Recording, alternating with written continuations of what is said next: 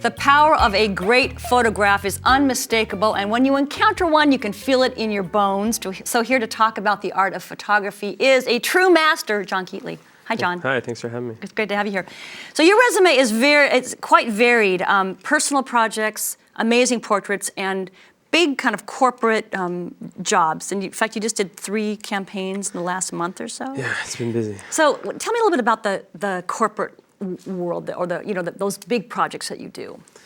Well, yeah, I mean, as you said, my work is personal work, and then there's some editorial, which for magazines, and then advertising.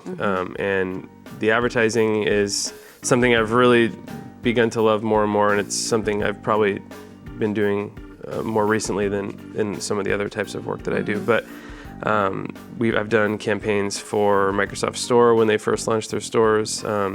Done projects for T-Mobile and Samsung. I did a campaign for their new tablet that just came out. And this doesn't feel like, I mean, it's not selling out. This is actually, you feel a drive to do this. Obviously, you make money. Yeah, I mean, I've gotten to a unique point in my career where I'm able to be a little choosy in the jobs that I take, and a lot of the work that I get paid to do feels like personal work. It's based on personal work that I've done. When they pitch me or bring me in to talk about the project, they lay out the work that they want to kind of base it on, and it's oftentimes mostly work that I've done for myself. And so that personal work kind of creates work in that same style. So there's a connection. Yeah. But that being said, if I'm being totally honest, there's obviously jobs where you're doing something kind of cookie cutter, and it's based loosely on what you do, but really it pays, and that's what gives you the freedom to do the types, personal I mean, that's kind of the bread and butter stuff sometimes. Yeah, exactly. Well, let's talk about your portraits, because they're highly stylized.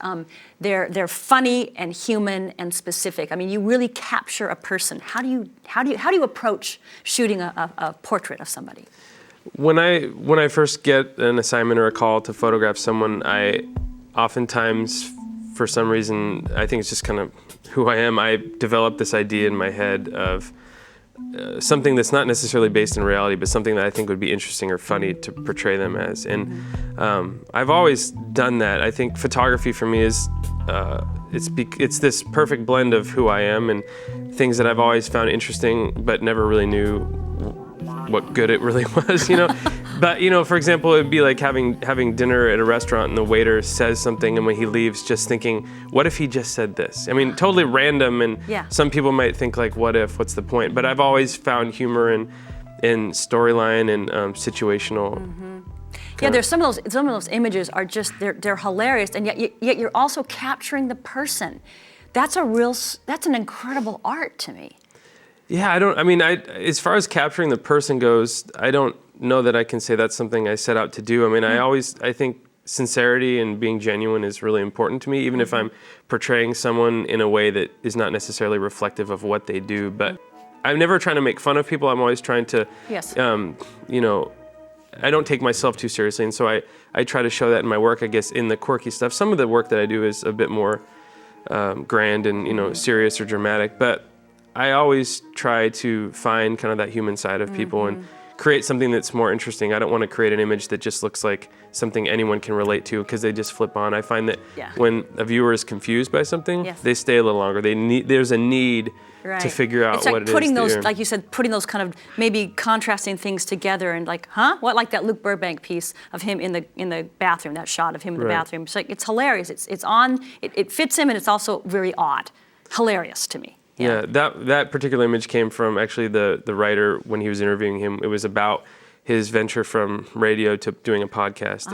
One of the things he said was, the thing I love about doing a podcast is nobody knows if I'm at home in the bathroom or not. He can be anywhere. And so the idea came from, kind of creating this shot of him in the bathroom. That way. I know there's so many other things to do. You have a lot of personal projects. You've done some animal photography. Captain Meow is Colonel Meow. Colonel the Meow. latest internet cat sensation. Yeah, is it fun to do the animals? I was really captivated by that, and I started thinking more and more about it, and I became really interested in photographing animals as if they were humans, and finding this moment that brings out this like human-like quality. And so I've really been enjoying that. It's kind of funny. It's a little silly. Well, it's funny, but it's popular.